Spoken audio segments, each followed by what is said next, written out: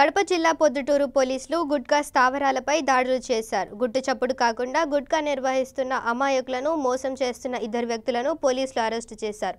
వారి వద్ద నుంచి 2 లక్షల నగదును స్వాధీనం చేసుకున్నారు. అసాంఘిక కార్యక్రమాలకు పాల్పడితే ఖచ్చితంగా తగిన చర్యలు తప్పవని హెచ్చరించారు. చిలకలూరుపేట పట్టణ పరిధిలో గత కొద్ది రోజులుగా ఈ గుట్కా నిషేధిత గుట్కా అమ్మకాల మీద నిఘా ఉంచడం జరిగింది. ఈరోజు సమాచారం మేరకు చిలకలూరుపేట పురుషోత్తపట్నం అవుట్స్కట్స్లో ఒక ఇంట్లో నిషేధిత గుట్కా ప్రాంతాలు దాచి ఉన్నారని చెప్పి సమాచారం రావడంతో అక్కడ దాడి చేసి అక్కడ ఒక ఇంట్లో 35 గుట్కా బస్తాలను సీజ్ చేయడం జరిగింది.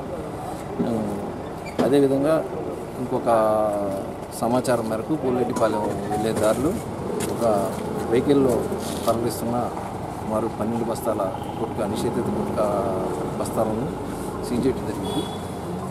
దీంతోపాటు ఈ తరలిస్తున్న వ్యక్తిని కూడా అదుపులోకి తీసుకోవడం జరిగింది.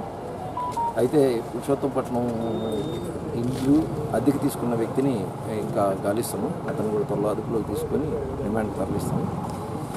ఈ యొక్క మొత్తం 2 చోట్ల సీజ్ చేసిన నిషేధిత గుట్కా యొక్క విలువ 3,70,000 దాకా ఉన్నది. ఇవన్నీ కూడా ఈ యొక్క టీవీ మాధ్యమాల ద్వారా మరియు వెబ్ మాధ్యమాల ద్వారా ప్రజలకు విజ్ఞప్తి చేస్తుంది. ఏంటంటే ఇవన్నీ నిషేధిత గుట్కా అనేది ఆరోగ్యానికి చాలా హానికరం, క్యాన్సర్ కూడా ఇదే కారకం అవుతుంది. కాబట్టి మన ఆంధ్రాలో ఈ గుట్కా ఉత్పత్తులన్నీ కూడా నిషేధించడం జరిగింది. దయచేసి వీటిని ఉపయోగించవద్దు, వాడద్దు.